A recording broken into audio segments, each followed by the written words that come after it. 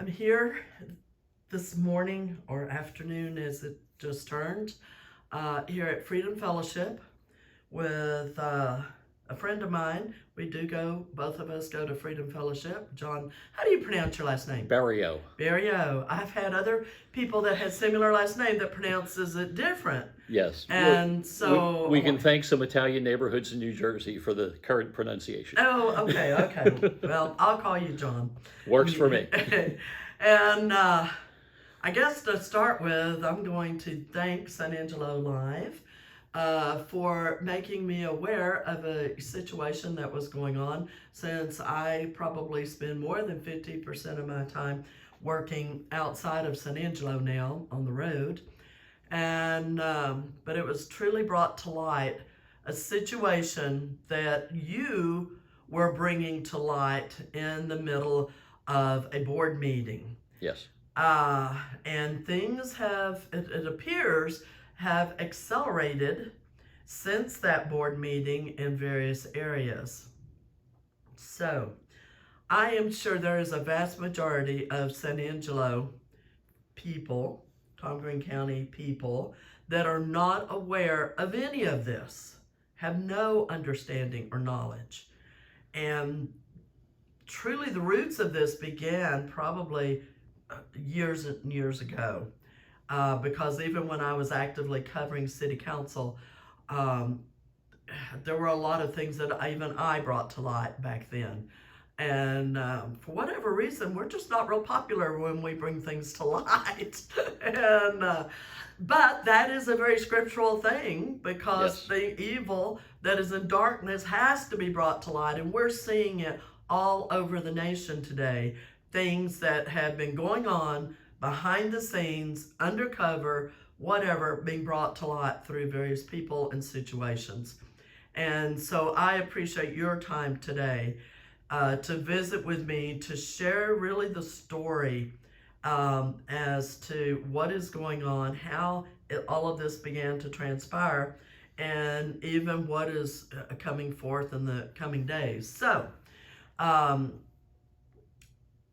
John, I love the way you began that particular meeting and this issue that was on the agenda that day, where you gave a little bit of your background. Yes. Because people that do not know you will probably say, well, you might be in the family of Santa Claus, because you do have that look.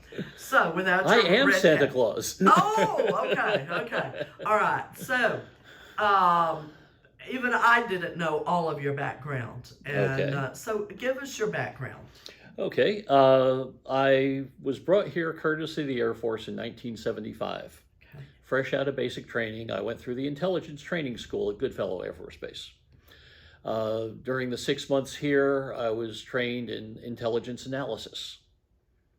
My next assignment was with the National Security Agency. A rare assignment for someone just out of tech school, but it was a privilege to serve in the National SIGINT Operations Center, in a billet typically assigned to someone of an E5 or above. Okay. But me and a fellow graduate from Goodfellow were a part of an experimental program. Typically, those with higher rank had been all over the world and had great exposure to the patterns the Soviet Union was using.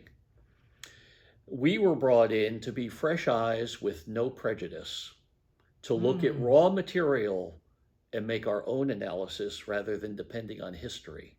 Oh, interesting. So it was successful. We exposed some very interesting things. I had opportunity to brief both the director of National Security Agency on a particular matter, and in another situation, the President of the United States, who was Jimmy Carter at the time. That's a long story, but we'll leave it at that. Okay. Following my 4 years of active duty, I had married a girl from here in San Angelo during my time at Fort Meade. I came back and we married. So I had a decision after 4 years. Should I continue my career in the military or step out? Because of family health situations on her side of our marriage, we stepped out so that she could be near her dad, whose health was failing. I came here. I landed a position with Mitsubishi Aircraft Oh, in their wow. engineering department Yes, yes. and worked with them until the day they closed. Wow. Very good. I feel privileged because of the several layoffs they had leading up to that. I was kept till the end, which I think is a credential. Mm-hmm. And as far as that company's closure, well, basically, we did what we did so well. Beach Aircraft wanted to build Mitsubishi's airplane. So the production continued. Today, when you see Air Force executive jet looking aircraft flying all over San Angelo, that is the former Mitsubishi design. Oh, wow. So I'm kind of pleasantly pleased that some of my designs are still in the air. Oh, wow. Very good. Following their closure, I was hired by Western Iron Works, again doing engineering type work, and had the privilege of officing immediately between Billy Willig, the president and second generation owner of that company, and his son, Bruce Willig, and my cubicle was immediately between the two. At the time, Billy Willig was actively involved with what they called San Angelo Industries, which is a predecessor of our current city economic development effort called COSA DC, or the City of San Angelo Economic Development Corporation. So in a sense, overhearing the conversations between those two fine men, I served a 13-year apprenticeship in economic development while doing engineering work in a foundry. Interesting. I did not know how those pieces would be used by God to bring me to the point I'm at today. Following Western Iron Works closure, again, having done what we did so well, East Jordan Iron Works wanted to build our products. The Willigs sold out to East Jordan Iron Works out of Michigan. I did not follow the program. I stayed here in San Angelo, but completely changed careers and entered death care. Now, a lot of folks kind of cringe when they hear about death care, working for funeral homes and at one time Lawn Haven Cemetery. But I'm not an embalmer. I'm not a funeral director. My mission was to help families prearranging their needs. Right. So I had tremendous contact with the entire demographic of San Angelo. True. And the surrounding area. So that gave me a love and passion for our people. Yes. And that was an answered prayer for me because, in a sense, I was a little tired of the engineering, always dealing with problems, projects, and deadlines. Yeah, right. Now I had personal relationships. But in that, I also made connections with many of the people who might be considered movers and shakers in the San Angelo economy. Sure. Ultimately, one of our councilmen back in 2011, Fred Adams, who was a funeral director in a sister funeral home, Yes. stopped by our office at Robert Massey, considerably upset about the way a particular decision had gone in a city council meeting. He and I had a rather animated, polar discussion on his issue, and I convinced him that the way the issue was settled was the correct way, and I enlightened him. And suddenly a light bulb went on over his head, and he said, I have a position that I need to fill on a city board. Would you consider it? So in February of 2011, I was asked to serve on the COSA DC board. And with the exception of a few months' absence due to term limits, I have served on that board for a cumulative amount of 9 years and 6 months as of today. And that was over a span of 11 years and 11 months. Very interesting. During that time, because of changes in city council seats, I have been nominated for the board by Fred Adams, Don Vardaman, Lucy Gonzalez, and then Lane Carter. And with Lane Carter's departure from the council, I currently am the adopted nominee of Karen Hesse Smith. Right. So that's sort of a segue into what is COSA DC. Okay. In the late 90s or so, City of San Angelo chose to participate in the half-cent sales tax option that the state legislature had offered to cities, whereby they could collect an additional half-cent sales tax to fund economic development and community improvement projects. The city council sort of cavitated on that decision and turned it over to the voters to decide. And they thought at the time it would be more palatable to the voters, since we had such a water crisis, that 72% of the half-cent sales tax goes directly to water projects. Right. So while other communities to which we're frequently compared deal with a true half-cent sales tax, our local effort is harnessed for economic development purposes to only a 1/8, actually a little less than 1/8% economic development funding. Very interesting, especially since we still have such grand water issues, especially having to do with the infrastructure in the community. Yes. So. And I should also add, with the construct of COSA DC. COSA DC is a freestanding corporation. Right. It is not a city board that I serve on. It is a corporate board. And I'd like for the public to understand this, so I'm going to speak slowly. Not that I'm insulting anyone, but this is deep. The city is authorized by the legislation to birth the corporation. They establish an initial set of bylaws, and they appoint the board members. Now, the way our city council has chosen to do it, each of our 7 council members is responsible for the nomination of their board member. But it is the city council as a whole that handles the appointment and subsequently possible removal of a board member. All right. At that point, the corporate board is responsible for the economic development half-cent sales tax. Now, the voters have set aside 72%, and we are obligated to fund that with all the income that comes in. 72% goes to water projects. All right, let me throw in a question at Yes, this ma'am. point. That 72%, I have a feeling the COSA DC does not handle the management of that. That is within the city, or is that also under the oversight of the COSA DC? It's minimal oversight. It's actually directed by council and other city mechanisms to manage the water projects.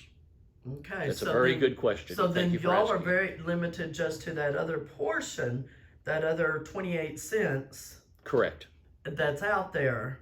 But the bulk, the lion's share, yes, that should be, I'm just thinking out loud as the public Let's might do as that. well, that lion's share of that, which should all be 100% in your hands, the code, not yours, but the COSA DC, but because of the water, and that's the water is tied to directly to the city. It's the only utility our city manages. I never really heard it with such clarity as to how that is laid out. And it is important to understand that it is not the city council that mandated the 72%. They offered that as the option on the referendum turned over to the voters. Right. So officially, and I suppose you could say legally, the voters have designated 72% of those half-cent sales tax funds go directly to water projects. So let's return to the board and its management by the city council. By law, the only other required point of contact that the city council has toward the board is in the approval of the budget and any amendment during the year, and the approval of specific projects, such as an incentive offered to a corporation to come to San Angelo, or what we call BREP, business retention or expansion projects. Okay. Okay, if a company already exists here but they want to expand, they could apply for an incentive from Mm-hmm. COSA DC. That would have to be approved by City Council, and it is. As a board, I can honestly say we attempt to do everything as legally and forthright and transparent as possible. Now, because many times there are issues that corporations do not want to have made public yet, Right. there are closed door considerations, Sure. but the decisions still must come out of closed meeting and be handled in open meeting. Okay. And that falls under the Texas Open Meetings Act. Absolutely. I'll probably talk about that a bit later. But our city council, with the current issues, let me back up. I probably misspoke that. As part of our bylaws, our corporate board really has no staff. We contract with the city to employ an economic development department whose employees fall under the command and control of the city manager, but are assigned to fulfill the mission of the COSA DC. This is confusing. It would be, in a very elementary example, if you hired someone to maintain your lawn and landscape, but your neighbor was the one paying them and could fire them without your consent. Mm-hmm. Yes, that structure just kind of, for me at least, kind of sends up a red flag because of fiduciary relationship, since their funds are coming from the city, but yet they are to be working on the behalf of the COSA DC. Yes. That's a very awkward situation for anyone that is in that situation. Now, let's chase that rabbit for a moment. All right, go for it. You mentioned their funds come from, and I presume you're referring to their payroll. Right, exactly. The reason that the state legislature allows us to contract with the city is so that the employees can participate in the municipal retirement fund and receive the benefits of a larger pool for insurance and things like that. And that's why we have an administrative contract with the city. Okay. The actual funds for their payroll come out of the half-cent sales tax, and we reimburse the city for their payroll and benefits. So it really is COSA DC paying for these employees that the city manager hires and can fire. So the board members truly don't have any say on who they have working directly for them. No direct say. And here recently, the city manager, who's currently in that role, has, I'm just going to be blunt, used a dictatorial stance to insist that he has the say-so. And from a certain perspective, from his perspective, I can see that, because he is the one who hires and fires, has disciplinary action, which is, in my opinion, a very radical flaw in the way our city has structured this. A question comes to mind. I'm going to throw it out there. Trying to think of a positive way to word it. Can you see a benefit for the citizens of San Angelo with it structured the way it is currently? Because it just doesn't feel good, sound good. It's not normal. It's not a natural relationship in a work environment. That's a very good question, Kat. The legislature allows us to contract with the city for the benefits I just mentioned. Mm-hmm. Their real intent, and the law says, we are not managed by the city manager, nor any one member of the council who might have influence over the city manager, which is a realistic situation in our city right now. We are under the entire 7-member council that must come to a consensus opinion on anything they tell us to do. Unanimous decision. Not unanimous, Okay. but by majority vote. Okay. It is not one council member or the mayor, which our city council is comprised of a mayor and 6 single-member district council Right. members. That is the 7-member panel. In recent years, we have a mayor who is very ambitious with regard to economic development.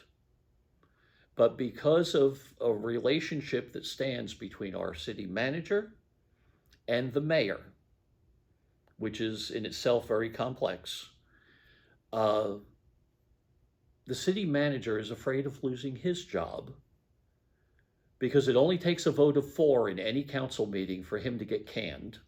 Right. And similarly, the mayor wants to control things. And on the surface, the intentions are good, but the mechanism put in place is about as corrupt can be. And I cannot say it any other way. Yeah. This is exactly what the legislature did not want to happen. They wanted the corporation to act autonomously up until the point of the approval of budgets and projects. And check and balance, Yes. which is a healthy thing. It is. Yes. It is. But also the independence that the board is not the Needs. piggy bank. The half-cent sales tax is not the slush fund for pet projects. Yes, exactly. Exactly. Okay. Now, this is probably an excellent segue to point out something that's going to come up in the this coming Tuesday's City Council meeting on November 1st, 2022. Yes. I state that because this Yes. may be a permanent recording. But if we look at that agenda, and to be specific, this is, and I apologize, I should have written a note to myself over here. Regular agenda item. Where they go into executive? No, this is a regular agenda. This is where okay. they're going to speak openly and supposed to have a discussion. Okay. Okay. Regular agenda is item 6, and this is sub item C. The first reading and public hearing of an ordinance amending Chapter 2, Administration and Personnel, Article 2.7, Boards, Committees, and Commissions, Division 6, Economic Development Corporation, Section 2.07.083, Board of Directors, updating who is eligible to be appointed to the corporation. Interesting. Now, this gets complicated when we look at the actual changes to the ordinance that establishes the criteria for board members. So for clarity, Yes. the item you were just reading off of the regular city council agenda is bringing forth an item for discussion or vote. Discussion and possible, I take that back. They are actually considering and going to do the first reading of an ordinance they have seemingly hammered out behind closed doors rather than an open meeting. Okay. Which, in my eyes, and with almost 12 years of training in Open Meetings Act, is a violation of the Open Meetings Act. Okay, and so they're going to bring it for discussion now and relating to the board that you're sitting on, is that correct? Yes, ma'am. Okay. The corporation board. Okay, and the timing is interesting. It is. Because of things you brought out in that September board meeting, wasn't September 28th, Okay. COSA DC meeting. Yeah. If folks want, they could go to the YouTube channel, City of San Angelo. The link is there. Yeah.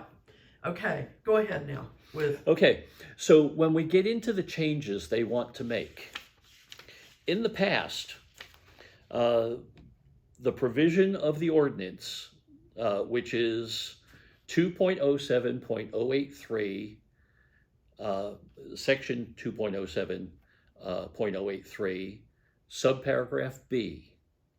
No, this is the current wording. Okay. No person shall be appointed as a director who is an employee, officer, or member of the city council of the city, or a member of any other board, or any board or commission of the city, except that the director may be appointed to serve as a member of the Water Advisory Board.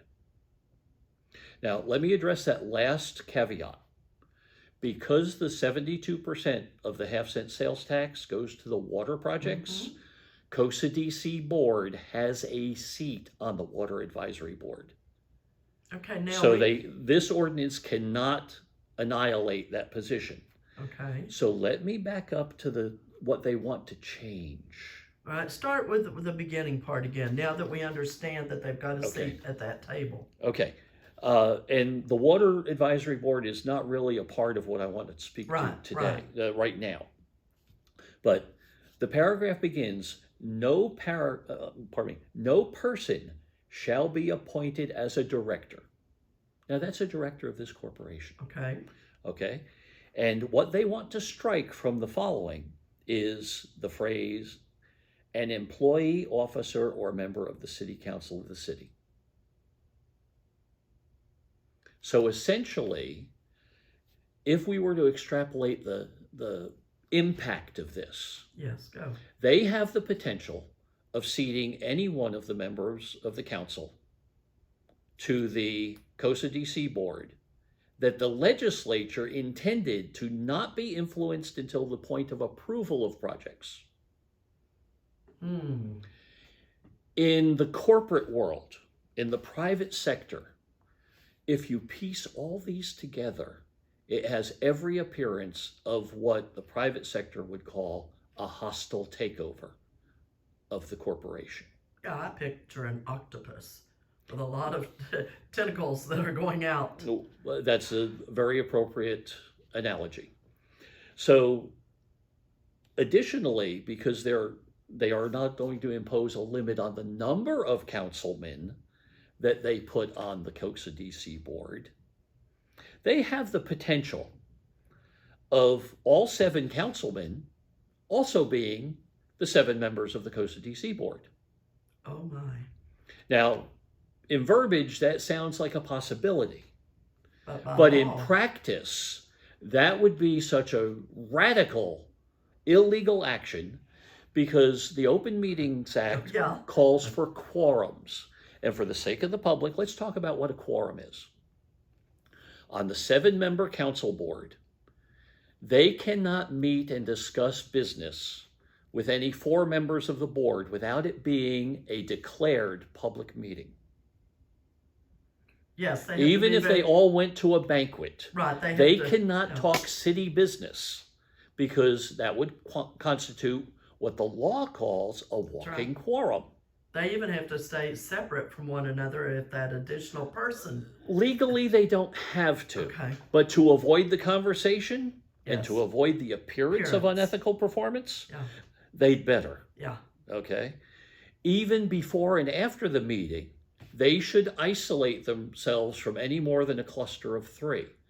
We, as the COSA DC board, happen to abide by that diligently because we too fall under the Open Meetings Act. Exactly. And with regard to the September 28th meeting, that is exactly why I had to present what I presented in open meeting so that the entire board could hear the same story without constituting an illegal walking quorum. And that's what ruffled a whole lot of feathers. They did not like for the dirt to be shaken out in the public. Nope, not at all. Okay. So go ahead with this. Now that we're shaking out dirty stuff, let's look at the dirt. If the council were to appoint all 7 of themselves to the COSA DC board, this would constitute a huge legal problem, and why I am going to contest on Tuesday this very ordinance. Because if they did do that, and under this ordinance, it's possible they would have a walking quorum of the council with the meeting of the council members as the whole Costa DC board. Even if they only had 4 of their members appointed to the Costa DC board, Yeah. it would make that gathering illegal. Yes. Because topics discussed in Costa DC meetings ultimately end up as decisions to be ratified by the whole city council. Does this make sense to everyone? I pray it does. Well, and it also totally breaks the whole purpose of that being an independent corporation that has freedom to operate without the overrule of the city until that decision of approval, yay or nay. I mean, so you can be free thinking, free, Yes. independent, and all of that. And if there's not that separation any longer, then not only is it a monopoly, but it's